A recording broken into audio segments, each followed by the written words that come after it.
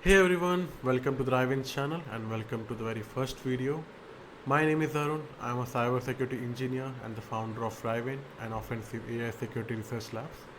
In this channel, I am going to be posting about AI agent development, AI security, AI red teaming. For the first video, I want to start with something foundational because in order to understand how to attack an AI agent or how to red team an LLM model, you need to understand how these AI agents work and how you can build your own. And then only you can fit together all the pieces to attack a real production AI agent. So you have been seeing, if you have in the AI space recently, you must have probably come across these three terms: LangChain, Model Context Protocol, and Agent-to-Agent Protocol. There's no shortage of tutorials on each one individually, but at the time of recording this video, I couldn't find much resource on showing how these three components fit together and work together in real AI system. And that gap matters because in practice, you are never building an MCP thing or an A2A thing in isolation. You are building a system, an agent that has tools that can delegate its task to another agent with real composition and real boundaries. And that's what we are going to cover today. So here's the roadmap. The part one, we will cover like what is an AI agent, the model tool, and the model loop, like the React loop. We'll build a simple agent using create agent function in LangChain, and then we will use the predefined default tools in the LangChain ecosystem itself. Part two will cover model context protocol. What is MCP? Why we need an MCP? How you can create a simple server and client in MCP, like the transport mechanism in MCP, and so on. Part 3 will cover like agent to agent protocol, like what is the need of an agent to talk to another agent, how they talk to each other, how they can delegate its tasks to each other, and the orchestration model.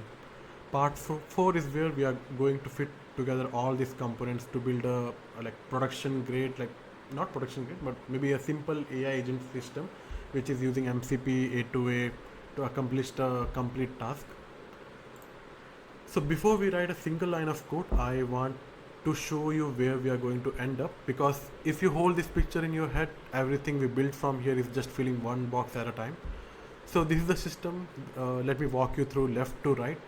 On the far left, a user sends a request. That request hits the orchestrator agent in the middle, and that is the brain of the whole thing. It runs LangGraph loop, and for this specific orchestrator agent, like there's no difference between MCP and A2A. It sees a flat list of tools. For example, there are like currently there are two agents, math agent, text agent, and one MCP server. If the user asks it to, let's say, add 3 plus 5 and then multiply 12 into it, and if the orchestrator, let's assume that orchestrator doesn't know how to perform this action, so it will check its list of tools and see which is the one that can help it to accomplish this task. So it will see that there is a math agent. It will delegate the task to the math agent, and then the math agent will again has its own MCP, it's again has its own MCP server which is exposing some tools and functions. So it will go through those tools to see which function or which tool can help me do this task. So it will call that tool, get the result, and send back to the orchestrator agent. And if the user says like reverse the word Arun, so again let's assume orchestrator doesn't know how to do it, because in real world a single agent, orchestrator agent, doesn't have the functionality to perform like specialized tasks.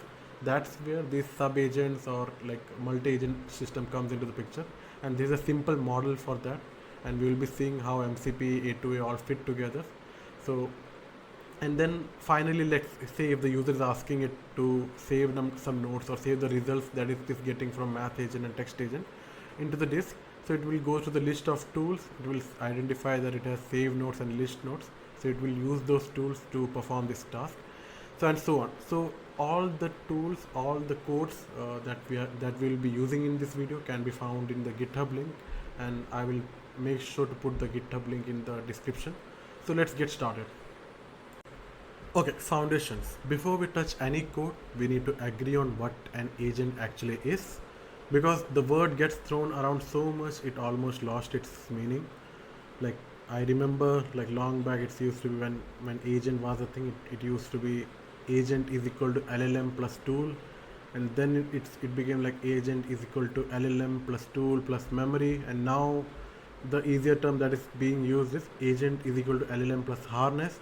So harness means everything that an agent requires to do the task efficiently, like skills, the context management, the tools, the MCP server, A2A protocol, like how we are effectively managing these things to get the task done is harness. And if you give model, if you give harness to a model, then that becomes an agent. So that's how it is currently. So in order to keep it simple, the cleanest way to think about it is a plain LLM call is one shot. You send a prompt to it, the model predicts some text, you get it back, that's it. It didn't do anything. It doesn't have a calculator, it's not querying a database, it's just a pattern matching the most likely response. For example, let's say if you ask it who was the president of India in 2025, so that's the data that it already knows, it has been trained upon, so it doesn't need to make any tool call in order to find it. Yeah, only if the model was trained recently in this year or maybe last year, if we try to ask it the, let's say the president changed today, if we try to ask it, it won't be able to answer it because it hasn't been trained upon it. So it needs to use certain tools like search web, query database in order to get that answer. So agent is different than LLM because it can take certain actions. So think of it like the diagram shown here. The user performs some query, and if the model already knows the answer, so the final answer will be provided. If it is something that it doesn't know, then it will see what tools are there and which tool can help it. For example, if the user is saying like in the database which was the last user that was created, so it will search which tool will be appropriate for this specific task. It will call that specific tool. So in this case it will be QueryDB. So it will call that tool, get the results, and the model will go into thinking loop again, whether the task is done, whether it has all the required information or not. If not, then make another tool call, and whatever tool call is like relevant in this case. Otherwise, if it has all the information that it needs to provide to the user, it stops thinking and it provides the final answer to the user. So this whole loop, thinking, React, and all, like tool call, agentic loop, everything is being done in the LangGraph itself. We don't have to explicitly create it from scratch. So LangGraph provides us that ecosystem to create such agentic loop. Alright, so before we start writing any agent code, let's get the project set up. So you need to create a directory. So I've created yt underscore mcp underscore a2 in my case. So once you have your directory created, you need to set up the Python and virtual environment. I'm using Python and venv, but feel free to use uv. So once you have it created, activate it, and now install the dependencies. So here's the requirement.txt, and we'll be using only these libraries throughout the tutorial, so you don't have to like install anything else apart from this. So quick note on the model side, like I'm using DeepSeek in this tutorial because that's what I have configured, and it has an OpenAI compatible API. So we can use LangChain's chat OpenAI class, but none of the architecture here is DeepSeek specific. You can swap in OpenAI, Anthropic, Gemini, or OpenRouter or anything. Like as long as LangChain supports it. The only thing that is going to change is the model name and the API key. So I will pause the video for a second to swap my real API key here. Alright, so now let's write our first agent. So I will be naming it as demo agent 0.py. Let me copy paste the code. So starting with the imports, like most of the things are like housekeeping. OS and async IO is from the standard library, and we are using load.env to load the API keys on environment variable from the file on disk to the memory. And the three main important ones are the LangChain one. The tool is used to, it's a decorator, it's a tool that is used to convert a normal Python function into something the model can call or an agent can call. And then we are importing chat OpenAI, that's a model wrapper, so that we can interact with the LLM model. And the create agent is, this is the one that is going to do the heavy lifting. It is going to create LangGraph graphs, and it is going to manage the states, loops, and all. In all itself, we don't have to worry about it. It is doing everything in the backend. So this as this function will load the API keys or whatever environment variables are there in this file to the from disk to the memory. Now this is the function that our LLM will be calling. We will be specifying it to the model. So this is a simple multiply function which takes two arguments and it multiplies those numbers and returns the integer result. This tool, as I said, this tool decorator is what's used to convert this simple Python function into something that the LLM model can call. And every tool needs to have this doc string, and make sure in this, for the demo case, I set it and since the function, the tool is also very basic, so otherwise you have to make sure that you're providing a good doc string, because that's what the agent uses to identify which function it needs to call. So this is the as you can see, here we are using chat OpenAI model wrapper, but inside it we are specifying DeepSeek chat model, and we are specifying the API key that is being taken from the environment variable, and we are giving the base URL, so that if we don't give the base URL, it will point to the chat OpenAI's default base URL, and the temperature being 0.1 so that it doesn't hallucinate much. And lastly, our main function. So inside main function, we are calling the create agent. So as I mentioned, create agent is used to create the actual LangGraph, graph nodes, those states, everything that the agent needs to do is being created. So it's like an abstraction. We don't need to worry how it works in the backend.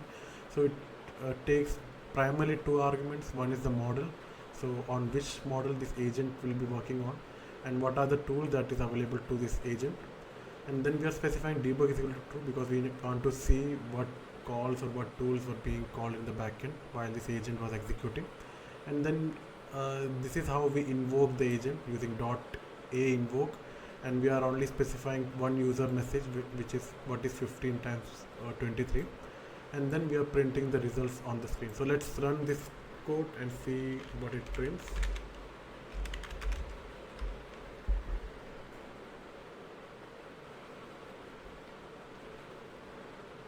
So as you can see, this is whole debug message, so we don't need to go through all of it, but you can see the content, which is what is 15 times 23, and you can see somewhere here you should be able to see the tool call. Let me try to see. Yeah, this is the tool call. You can see the name of the tool, multiply, and the argument that was passed to it accepts the argument a, which is integer, though in place of a 15 is passed.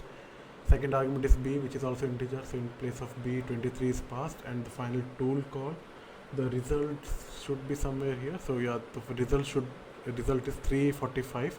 As you can see, we have created a simple agent which calls DeepSeek LLM model, and we are also passing the tool which we have defined ourselves. While the agent is executing, it determines that it needs to call some tools.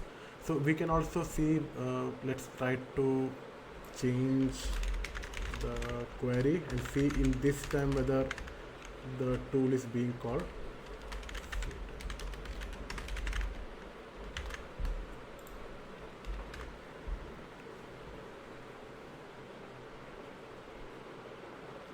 See, the current president of India is Draupadi Murmu. As you can see, this time the query is here, and nowhere you can see the tool is being called.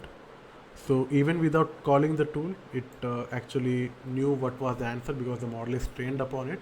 So if it was something the model doesn't know and it relies on some tool, so in that case the tool call will be made. But in this case, this is something the model already knows, and it doesn't need to call any tool to get the final result. So it would skip calling the tool, and we have our final result. So this is our first basic agent. So you can, congratulations, you have developed your own basic agent in LangChain, and using the predefined tool decorator. You haven't used MCP and A2A yet.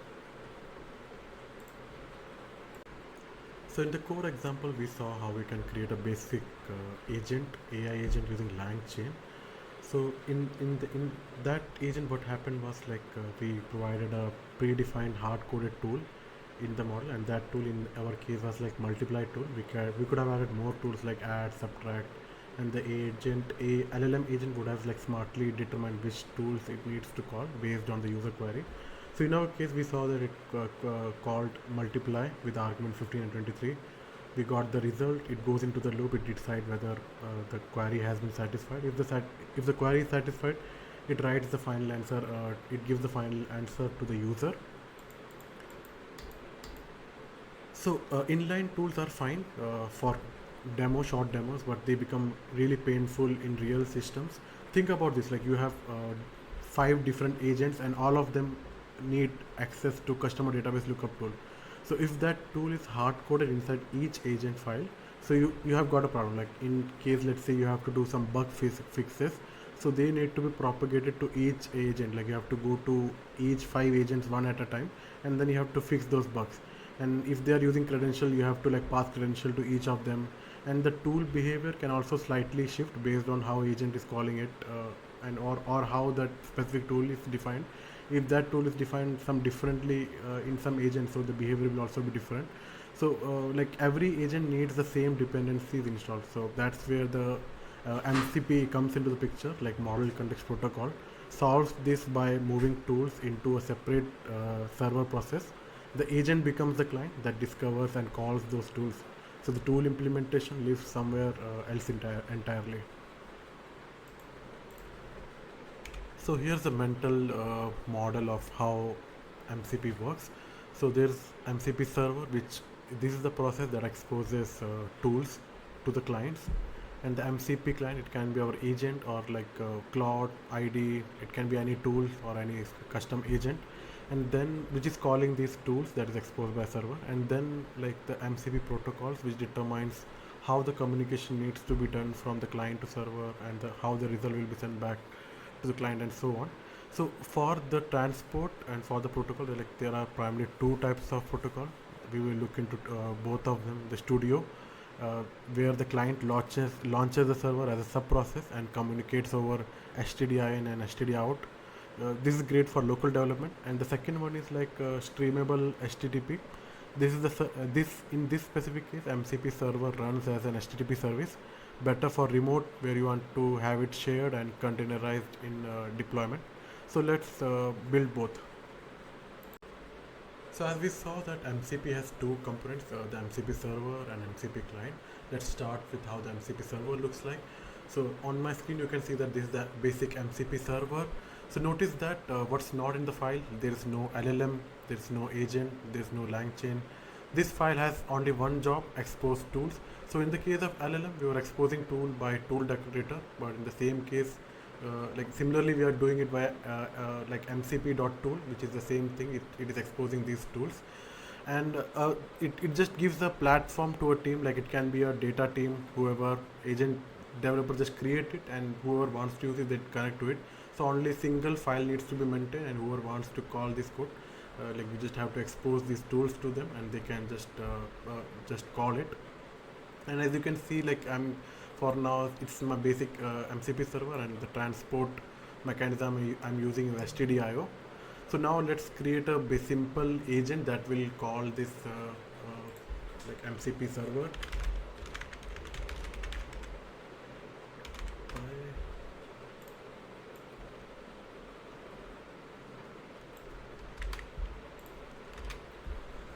So it's very much identical to the demo agent that we had created a while ago. So the only difference is tools is equal to client.getTools, and we are using like LangChain's multi-server MCP client. So what it does is it spawns this mass server MCP.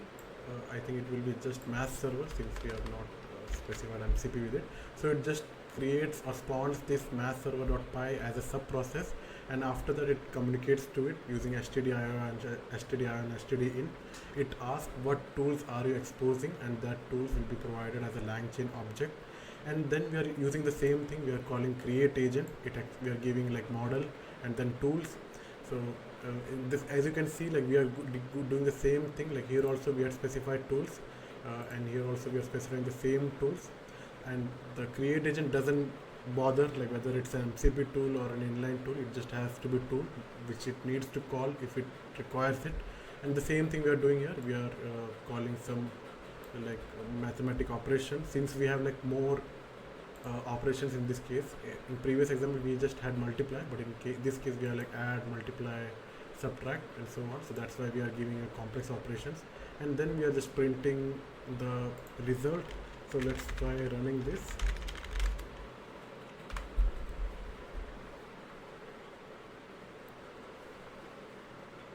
So as you can see, it says the tool discovered because we are printing here the tools that are there in this LangChain tools object. So it said that there is like add, multiply, subtract, and the final result is printed onto the screen. So it's similar to the previous example. Previously we are not using MCP, we are using inline tool, and we also saw what are the like cons of using inline tools. It's hard to manage in production agents because for every agent, for each agent, we have to hard code each tool one by one. But if we are maintaining a tool separately, we can do it via MCP, and the agent, whether they are like n number of agents, they all can call those MCP tools. So they don't have to know like how the tools are implemented. They just they just need to ask what functionalities are there, whether they need that functionality. If they need, they will call and execute that tool. Now let's do the same thing over HTTP instead of stdio. Stdio is fine locally, but if your MCP server is deployed somewhere, a container, a cloud VM, or a shared service, shared microservice, you need to have streamable HTTP, which is another transport mechanism provided for MCP. So we will create a new file, this time map server http.py. So it's almost identical to the studio version with extra like tool and a different transport service. As you can see, we are doing the same thing. Like here we are just giving an extra tool which is divide, nothing else, and we just change this transport from stdio to streamable HTTP. So now let's run this. Now we need to run this mass server HTTP on terminal 1. So we would need two terminals. Python server HTTP. As you can see, it's running on the port 8000. So I will spin up another terminal, and I will need to make some changes. So in this case, like since we were using stdio, so I need to make few changes to it. So instead of like command, we will be calling the URL, and the URL will be our http://8000/mcp. Let's verify it is 8000. Yeah, 8000/mcp, and the arguments are not required this time because we are not calling the file name. And instead of stdio, it will be streamable HTTP. Yes. Now let's try to run this. Let me make sure that it is running. Python demo agent MCP. Okay, I specified the URL incorrectly. It should be HTTP.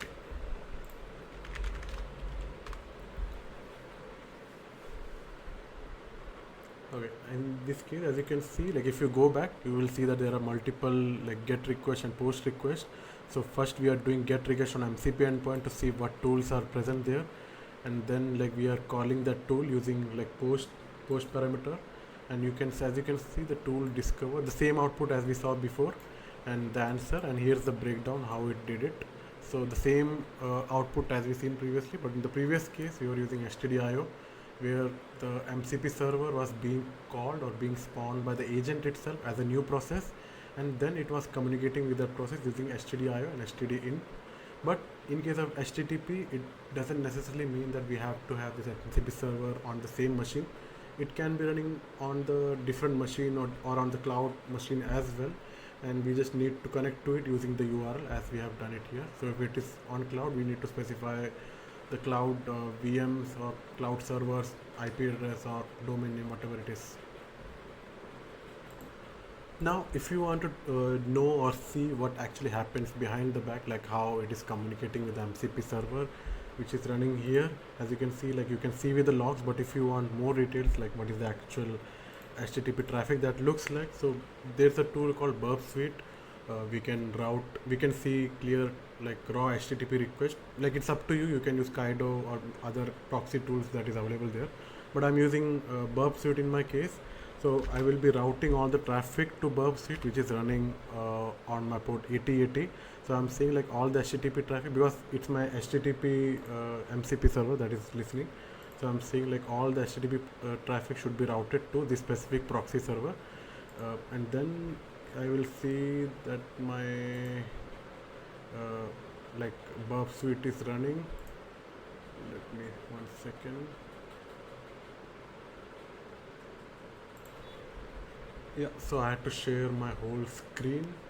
So my Burp Suite is running. So while my Burp Suite is running, I will just run my agent again, and the intercept is set to on.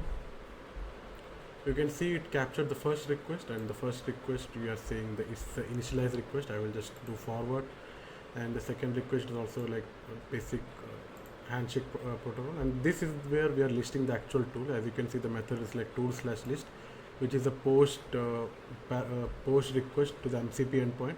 If you want to repeat to the repeater tab, and if you send it, you will see it will return all the tools that are out there.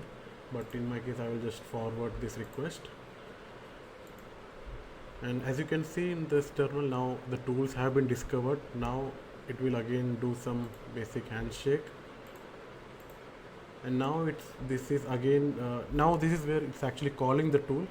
It's again doing a post parameter. The method has changed to tools call, and the arguments is passed as 3 and 5 with the name add. It means we are calling the add tool with the arguments 3 and 5, because if you see the user query, it is like what is 3 plus 1. So first the parenthesis needs to be solved, so that's why the add tool is being called first. If I do next, again the list is being called, because after that it needs to determine which is the next tool that can solve it. So this time it should be multiply. It's not yet. Yeah, as you can see, this time it's calling the tool multiply, and the parameter is like 8 and 12. So the addition is already done. 5 plus 3 is 8. So now it is passing 8 and then plus into 12 multiply. So and then the final results will be given to the LLM. Yeah, 96. So this is how the whole communication works in the backend. If you want to see how MCP communication or how MCP communicates with the server. Now we get to A2A, and to understand why agent to agent exists, you need to understand the limitation of tools. MCP tools don't reason, they are functions. So when you call add 3 5, so it always returns 8 every time. No decision, no context, no judgment. But sometimes the thing that you want to delegate to is itself is an agent. It has its own LLM, its own tool, its own internal loop, and its own decision making, and so on.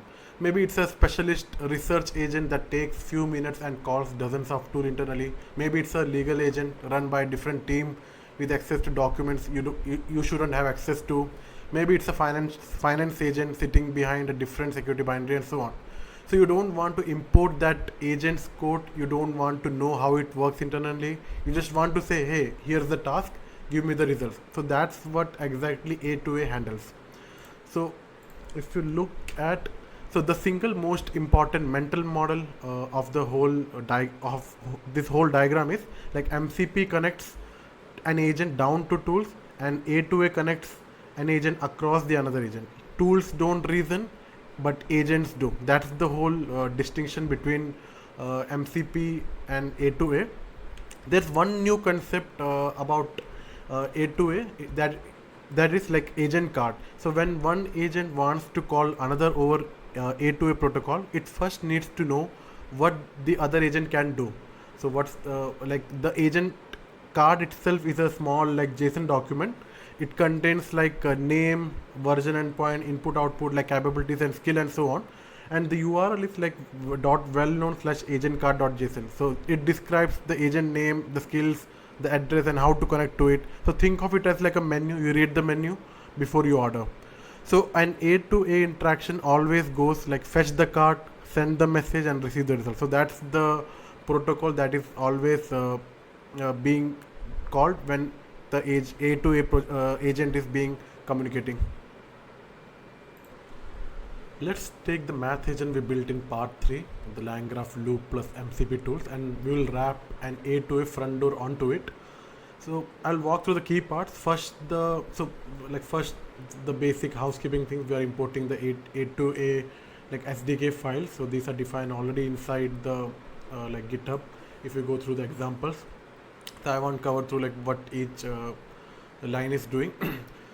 So like the A2K SDK model is simple. Like this is the SDK model, like math agent executor. So it implements a class called execute. So this describes our actual agent in the agent card, and the SDK runs the web server. Like the internal LangGraph loop is completely unchanged, and we are only adding it a door. And next is the build card function. So this is so if you remember from the slide, like we had an agent card.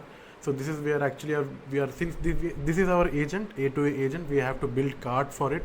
So this is the function that is required to build the card, and we are calling the agent card class. So and we are returning the agent card object. As you can see, we are specifying the name, the description, the version, and what are the supported interface. So our A2A agent will be running on like 9100 port, and then the capabilities and what are the skills. So it is the mathematics skill. So if we have an orchestrator agent and that doesn't know how to perform mathematics skill, so it will try to delegate the task to this specific agent after seeing which suitable agent is there. And then we have the main function where like nothing has changed. We have the same like multi-server MCP client where we are specifying. So this specific A2 agent has like is calling the tools from the MCP server as well. So this agent is exposed is having or is calling MCP server tools as well for specific MCP tools like add, subtract, and multiply. And then we are like using create agent card route to create the card, and then like basically like the route that I had explained, like we have to build the card, and then the main agent that will be calling or delegating the task to this agent, they have to see what the capabilities of this agent. So all these tasks we are creating here, we are specifying the request handler and so on, and then we are using unique UVCon to like to run this specific server, and then we are printing some statement that our server is provided here and agent card can be reached here, and then we are just running them in. So the code is very straightforward. There's nothing there's nothing that is not understandable. So we are like building the card, we are executing, like since this is an agent which will reason itself, so this execute function is what responsible for those reasoning. We will take the user input, we will reason, we are using a invoke to reason on the user input that was provided from another agent which called this specific agent, and then we have agent card. So based on the user input, it will identify that it has to call the MCP server, math MCP server, and then it will see like what tools are present, and then each tool will be called depending on what the user query is. So let's run this specific A2A agent. A2A.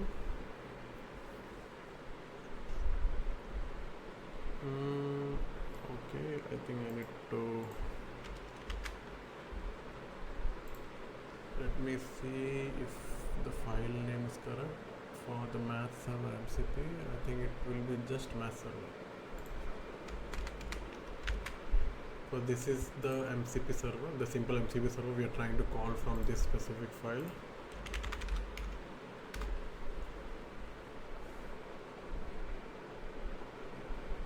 Okay, so now our A2A agent is running on port 9110.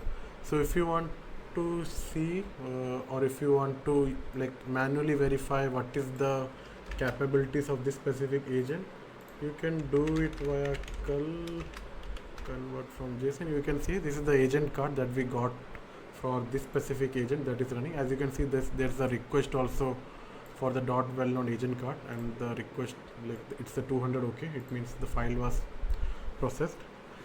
So as you can see, the name, description, whatever value we had specified here, it is being printed. So along with the like the port number, the JSON RPC, the name of this specific card, which is math agent, and so on, and what is the description, like solves arithmetic word problem, solves arithmetic word problem.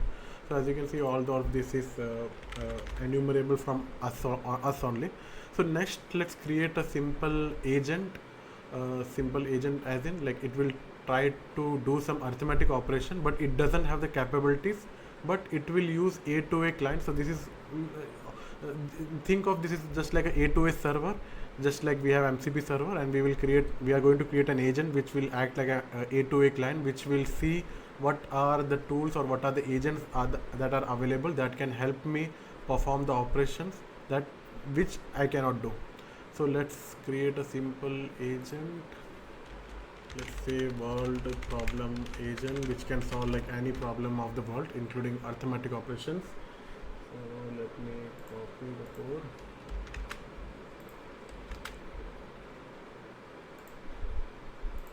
So here's our simple agent that will be calling our A2A agent. As you can see, we are specifying the URL to our A2A agent, and this is a simple agent. Just the only thing that has changed is we are wrapping the A2A interaction, like which needs to be done in order to communicate with the A2A. So when we are calling some protocol, for example, for HTTP, there's some like protocols that need to be followed. For TCP, there's like SYN, ACK, protocols need to follow. Similarly, for the A2A, we are following some protocol in order to communicate with this specific A2A agent.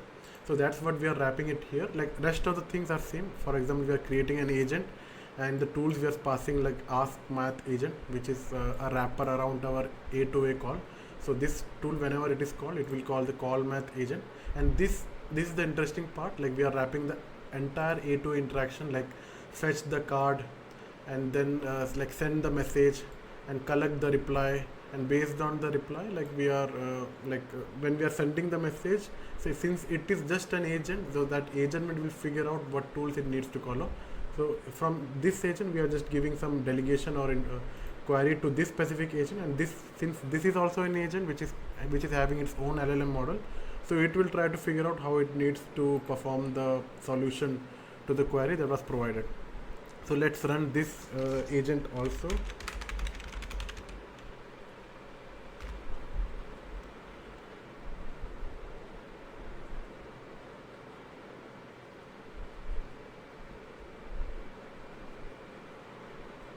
As you can see, the question that we are passing here is like, I have 7 boxes with 6 apples each. I eat 6 apples, and how many are left? So it's like a reasoning question. If we pass such questions to the MCP server, it can't do, but since we are passing it to A2A agent, and it has its own reasoning model, so it will be able to like decipher it and call the necessary tools that it needs to follow. As you can see, these are the requests. If you go back, you can see like, so again the agent card was followed, and then there's a post request as well. And you can see this is the whole reasoning, that this is the human message and this is the AI message. Let's break down step by step until the and final answer is calculated. So this is how the communication between agent to agent, like agent and then the agent to agent protocol is happening. So just to repeat those step by step, so the model reads the problem, so it decides that it needs to perform some arithmetic. So that's where it calls the ask math agent tool, which is the MCP server. Sorry, not MCP server, this specific A2A agent. So then like the message, like the tool makes the A2A request to our math agent, which is running on port 9110, and it has its own LangGraph rule, and then it calls the MCP tool inside it that comes back as a tool, results to the first agent, which is our agent, which writes the final answer. So now we have an agent calling an agent, and the calling model, like this specific agent model, has no idea what's happening behind the back. Like to it just called the tool and it got the result back. It has no idea that this specific agent is calling MCP tool, what are those tools, how they are implemented, and so on. It just delegated this arithmetic request to this specific agent. It executed it and it returned it back. Now this is where it all comes together. The realistic shape of a multi-agent system is an orchestrator, one agent that has its own MCP tools and can delegate to specialist agents over A2A protocol. So our orchestrator has its own MCP tools, the node server. The node server will expose certain tools which our orchestrator agent can call directly, and then it has an A2A agent tool for the math operation, which that agent's name is math agent, and that agent has its own MCP tools. It is calling some tools from the MCP server that is exposing some tools, let's say add, subtract, and so on. And then it has one more A2A agent for named like ask text agent, which again is talking over A2A, and that has its own MCP server, text server .py, and whenever it has to perform some operations, so it will be calling this specific MCP server, the tools exposed by this specific MCP server. So this specific orchestrator agent doesn't have any idea or can't know that what tools are being called by these specialist A2A agents. It can only know like how this specific tool is implemented, but not these tools, because these MCP servers are behind these specialist A2A agents. So that's kind of a like abstraction that A2A provides. It only needs to provide the query to this agent, and these agents will somehow solve it by calling certain MCP tools and provide the answer back to the orchestrator agent. And the agent model sees one flat list of tools, like some are from MCP and some are like wrappers around remote agent, which is A2A. So to the model, they are all identical. There's no difference, like for the model there's no difference between A2A and MCP. It treats all of them just like its tool, which it calls for certain queries. Let's start with the node server. So it's a simple MCP server. So all it does is like just saves and lists nodes from the memory. So we are storing the nodes in the memory just for the simplicity's sake, but in real life production we would either do it in a database or some other server, but this is not how it would look like, but it's just for the simplicity's sake, I repeat. And next is the like text agent A2A. So this is the actual agent to A agent. So this follows the exact same pattern as our previous like math agent, which we had already seen, where it has like execute call, where it's actually executing the user query that it got from the caller agent, which is the orchestrator agent, and then building the card to provide the basic information about the capabilities and meta information about this specific A2A agent. And then in the main function we are again calling like MCP client. So this time like this specific A2A agent has its own. So if you remember from the diagram previously in the PowerPoint, so this specific agent to agent protocol has its own MCP server. So this is the text agent A2A, and it has its own text server MCP server, which exposes some like tools like reversing the word and word count. So it will be calling these tools during the runtime. So this is getting the list of all tools, and then we are again creating an agent. We are specifying the model, and then the tools parameter, we are specifying the tools, and then we are building the card. We are doing the rest of the things, and we are hosting our A2A agent on this and 9200. And next is our and math agent was already created. We already saw it previously, so we will be using the same code. And next is our orchestrator. So here's the orchestrator. This is how it works. So it has like multiple tools defined, so out of which two are like A2A tools. As you can see here, like we are calling like A2A tool. So first our math agent, which is running on port 9100, and second one is our text agent, which is running on port 9200. And apart from that, this specific orchestrator, if you remember from the diagram, has its own MCP tool as well, and that was for I believe, where's the text? Yeah, that was for notes. So for listing and saving the notes, this specific orchestrator is having its own MCP server, and with it will be like talking in stdio instead of HTTP. So if you notice the system prompt, like we are telling the model like explicitly to delegate the specialist rather than trying to do the work itself, because since LLMs are undeterministic, it may try to solve the problem itself, and they are like meant to be like polite, and since like they are meant to be not, so if they don't know something, they will still try to answer it. So that's why we are having a system prompt to tell it to delegate to specialists rather than trying to do the work itself. So this is important. The model needs to know its role is coordination, not execution.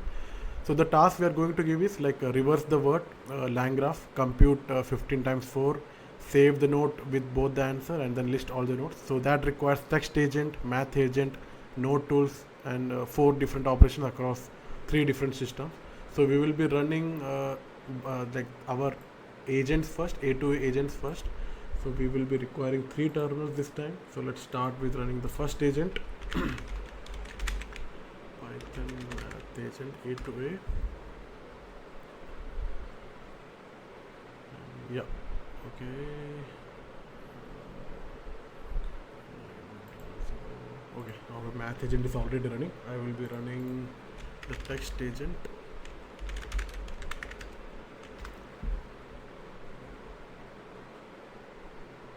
So our text agent is running on port 9200.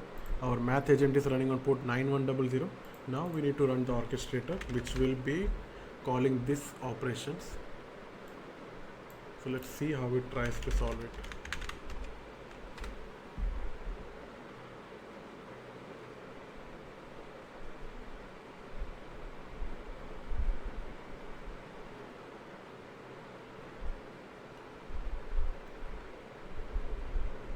So as you can see, the first task was like reverse the word LangGraph. So as you can see, the first agent that it called was askText agent, and it gave the instruction like reverse the word LangGraph, and then it immediately called like askMath agent. So both of these are like our A2A agent, first for the text agent, first for the math agent. So it says that I will start by reversing the word and computing the math problem simultaneously. And then it also called the save node, which is the MCP tool that it called from within the orchestrator itself. It did not call A2 agent this time. So the answer, so the save node is saving the output that it got from the agent's output, the A2 agent's output. So the reverse LangGraph is like this, and the 15 times 4 is this. So for this, it called the text agent, and for the arithmetic operation, it called the math agent. So it has both the agents now. So it called list nodes. So it listed all the nodes. So the nodes have this content, reverse LangGraph, computed this, saved a node with both answer, and listed all nodes. So this is the output of the node that it saved in the memory, and the orchestrator ends. So and here what's make this architecture powerful, like you can add another MCP server without touching the agent loop. You can add another A2A specialist writing, like for example, let's say you want an A2A agent for making some operations in the database. Let's say you want to, like whenever you want to see the word, save it in database. In that case, so instead of calling this MCP server, you can call the MCP server for saving the details onto the database. You can move specialist to different machine, just change its base URL. So right now they are running on localhost, but you can change it to different machine or cloud. And sensitive tools like stay behind the specialist that owns them. The orchestrator never touches them directly. If the orchestrator wants to know like what tools and what are the outputs that it got, so the orchestrator has no access to it. Only the specialist agent that are running, they have access to it. So each component can be developed, deployed, and scaled independently. So this is how the whole protocol fits together. So now just to summarize everything we did, LangChain and LangGraph gives you the agent loop, like the thinking capability that the LLM has. The model thinks, it calls the tool, gets the result, thinks again, and the LangGraph manages the state, the cycle. The create agent is the function that gives you the loop without writing your own graph node manually. So you go directly to the LangGraph when you need, if you need custom control flow, then that is where you call the LangGraph like create node function manually. And the MCP answers the question like how does my agent discover and calls tools that live outside my agent code. Like you configure a like multi-server MCP class which you saw, it calls the tools, you get the standard LangChain tools. The agent doesn't care like where they came from. Like it can be A2A tool, or it can be MCP tool, or it can be inline LangChain's default tool.